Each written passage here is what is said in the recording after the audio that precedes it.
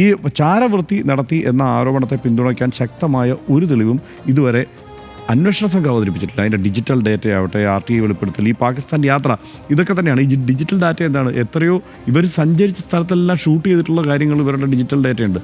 അതാണ് എന്നാണ് അഭിഭാഷകർ വാദിക്കുന്നത്. ഞാൻ പറയുന്നത് ഏതെങ്കിലും തരത്തിൽ ജ്യോതി മൽഹോത്ര അങ്ങ് വെളുപ്പിച്ചേക്കാമെന്ന് തീരുമാനിച്ചിട്ടില്ല. ചാരക്കേസുകൾ ഈ നിലയ്ക്കാണ് പലപ്പോഴും ചർച്ച ചെയ്യപ്പെടുക. ഇവിടെ ഇപ്പം മറിയം റഷീദയുടെ കാര്യം എടുത്താലും ഫൗസിയ ഹസൻ്റെ കാര്യം എടുത്താലും ഒക്കെ നമ്മൾ എന്തെല്ലാം തരത്തിൽ ചർച്ച ചെയ്തു കേരളം.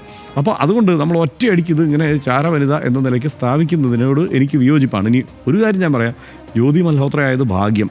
അത് വേറെ ഏതെങ്കിലും ഒരു മുസ്ലിം പേരുകാരിയായിരുന്നു ഈ സഞ്ചാരം നടത്തിയിരിക്കുന്ന ഈ വ്ളോഗറെങ്കിൽ ഏത് തരത്തിൽ ഇത് കൈകാര്യം ചെയ്യപ്പെടുമായിരുന്നു, ഈ ചർച്ച തന്നെ ഏത് വഴിക്ക് പോകുമായിരുന്നു എന്ന് ആലോചിച്ച് നോക്കുന്നു. ഞാൻ സത്യമായും ഇത് ഒരു മര്യാദയില്ലാത്ത കാര്യമാണ്. പക്ഷേ എന്താണ്, നമുക്കൊരു അപമാനത്തോടെയാണ് ഈ കാര്യം പറയേണ്ടി വരുന്നത്. ഈ നിലയ്ക്ക് പോലുമുള്ള ചർച്ചകൾ കാരണം ഇപ്പോൾ റിയാസിനെ കൊണ്ടുവന്നിട്ട് നടന്ന ചർച്ചകൾ എന്താണെന്ന് കണ്ടത് സനീഷ് കണ്ടല്ലോ. ഇപ്പോൾ ആരൊക്കെ ഇതിനകത്ത് പ്രതികരിച്ചു വന്നത്? വി മുരളീധരൻ, പ്രകാശ് ജാവദേക്കർ, അങ്ങനെ പല പ്രമുഖരും ഒക്കെ പ്രതികരിച്ചു.